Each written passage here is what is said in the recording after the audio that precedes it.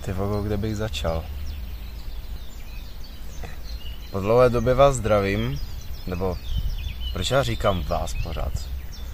Budu radši říkat ty. Zdravím tě po dlouhé době u mého dalšího videa. Nějakou dobu úplně video nevyšlo, 3 měsíce. Možná si říkáš proč? A stejná otázka asi je aj mnou pokládaná na mou osobu. To byla úplně retardovaná věta, to je jedno.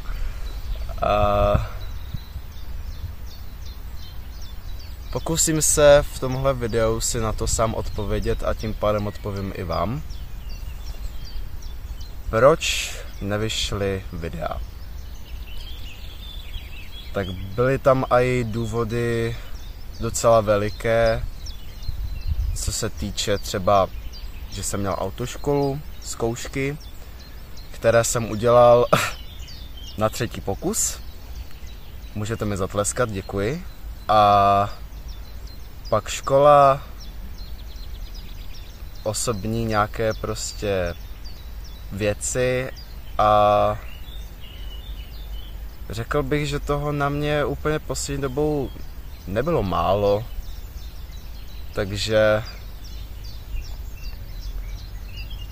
bych řekl, že toho na mě bylo poslední dobou moc a popravdě jsem vlastně asi nestíhal, nezvládal jsem to a snažil jsem se soustředit spíš na to nejdůležitější, protože kdybych jsem se soustředil na všechno, jako třeba autoškola, škola, YouTube, můj osobní život, kdybych jsem se soustředil na všechno naraz, tak by to vlastně ani nefungovalo.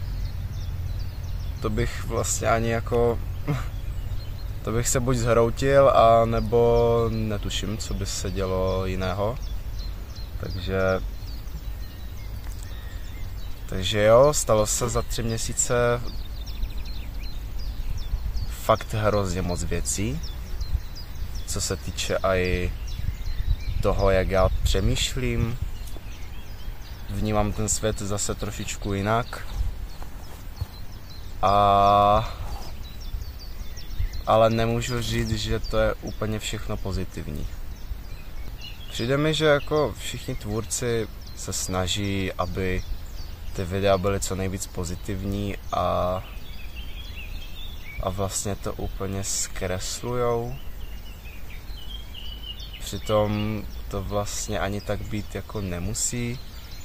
Nikdo vám neukáže celou pravdu toho, jak ono to vlastně probíhalo, to natáčení, nebo jak probíhá jejich osobní život, čím se třeba procházejí.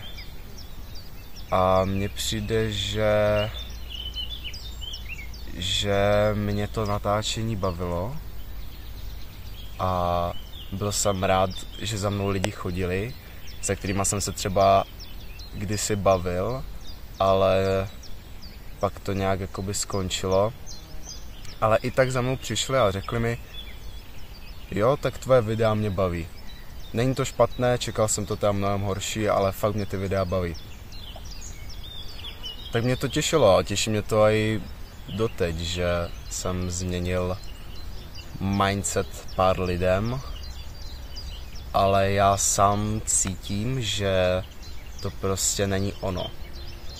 Není to, co já chci, aby jsem dělal na YouTube a tímhletím stylem prostě nechci předávat své vědomosti, zkušenosti. Jsem ještě mladý, tolik zkušeností ještě nemám, ale spíš jako prostě předávat své myšlenky, aby jsem třeba někomu v mém věku pomohl. To byla jako hlavní myšlenka, proč jsem si zakládal YouTube. Jsem prostě chtěl předat své myšlenky dál a ať si to prostě každý rozebere po svém. Ale potom, jak jsem vydával čím dál víc videa, tak neříkám, že jsem se v tom nezačal zlepšovat, ale už mi přišlo, že jsem se spíš přizpůsobil algoritmu A už jsem ty videa dělal tak na sílu, jako prostě, že mi to přestalo bavit. Protože jsem to nedělal tak, jak jsem já chtěl. A opravdu jsem si ani ty videa sám nestříhal, protože to ani neumím. A nejsem v tom asi nějak ani dobrý, takže mi to stříhal někdo jiný. A potom jsem po tom člověku neustále štěkal, že to musí být takhle a takhle, protože to u jiných lidí funguje. A teď mi to vlastně nedává smysl. Já jsem chtěl začít natáčet a dělat to prostě svým způsobem. Tak, aby jsem to byl já a aby to z těch videí šlo vidět. Nápad a koncept nebyl špatný. Příroda plus seberozvoj, OK, proč ne? Myslím si, že to nějakou skupinu oslovilo.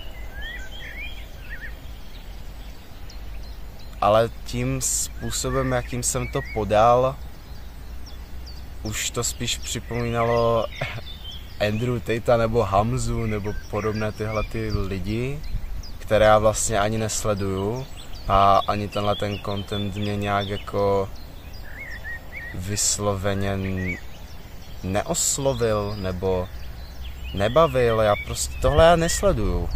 A proč já tvořím content, který já osobně nesleduju a nebaví mě, protože si o tom myslím svoje.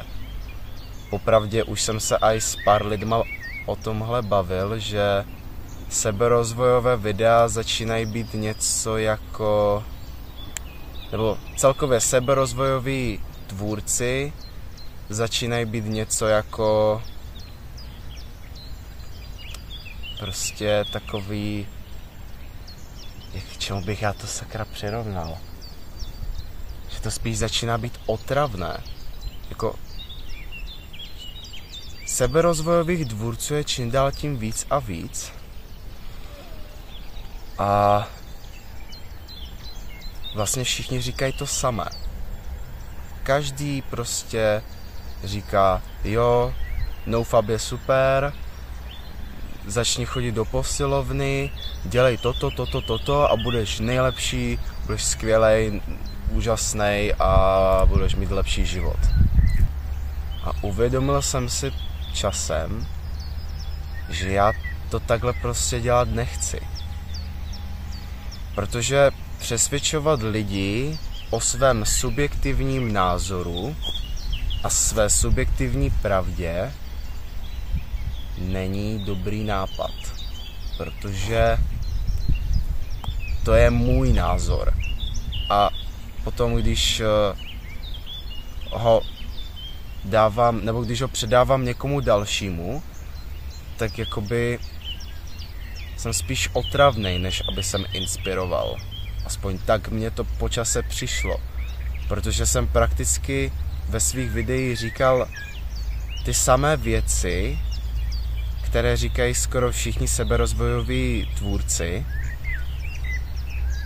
ale snažil jsem se to podat trochu jiným způsobem. Popravdě nevím. Já prostě, když jsem se na to podíval znovu odstupem času po těch 3 měsících jako na ty videa znova, tak mi to nepřišlo špatné. Zpracoval jsem to dobře, ale takhle to dělat úplně nechci.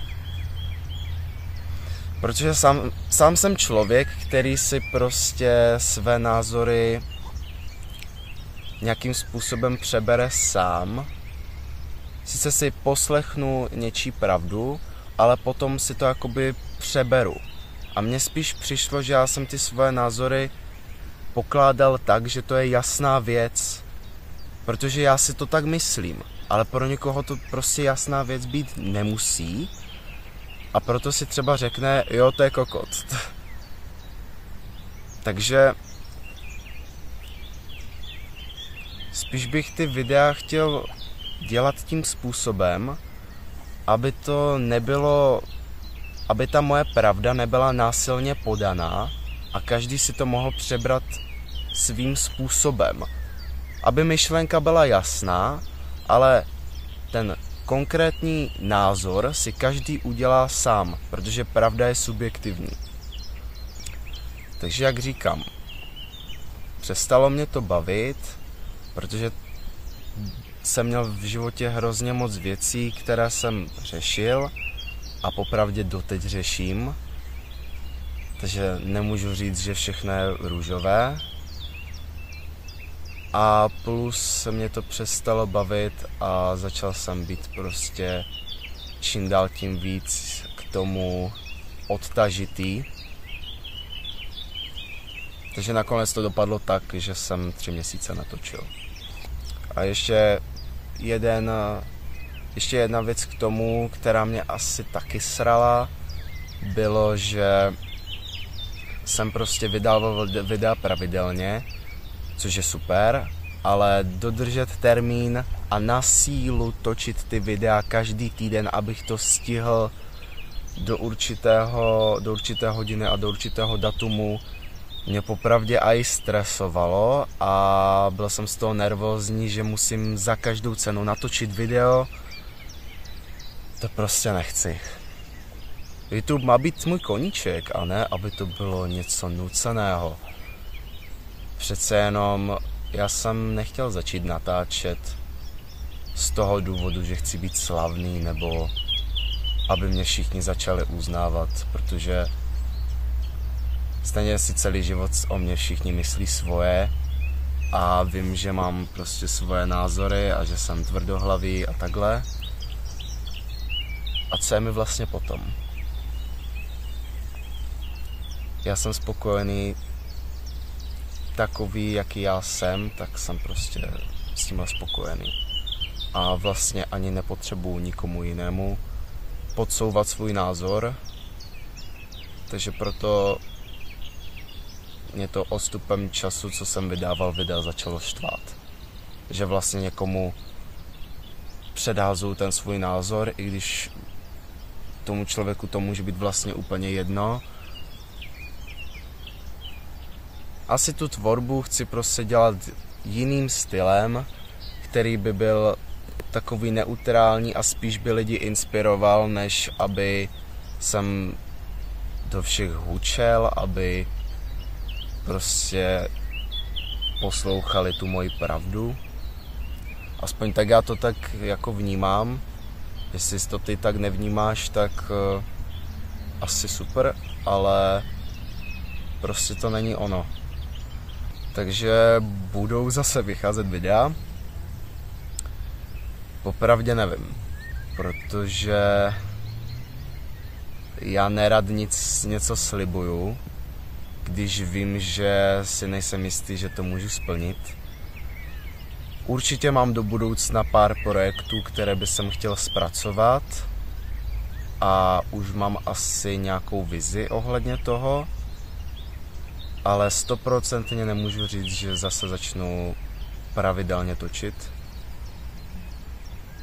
A určitě tímhletím stylem přijdu o spoustu diváků, kteří mě sledovali a fakt mi dělá moc velkou radost, že moje videa měly takový úspěch, ale chci to dělat prostě jinak, svým stylem a počítám s tím, že to asi tolik lidí neosloví, takže buď se máte na co těšit, anebo ne, to záleží na vás. Určitě mi asi vyhovuje i víc takhle mluvit do kamery přímo a nesnažit se hrát na něco, co vlastně jako ani nechci být. Nechci být youtuber, nechci být nějaký borec, který se povyšuje nad jinými lidmi, protože má čísla na internetu. To prostě nejsem já. Takže takhle to vnímám a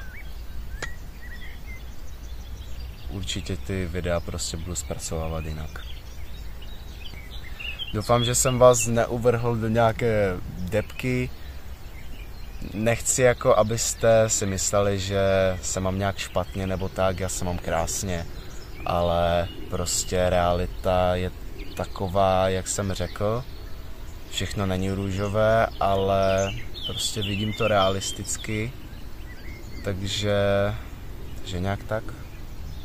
Snad se brzo zase vidíme a nemůžu vám popřát nic jiného, než abyste se měli fajn a užívali si život tak, jak vy chcete.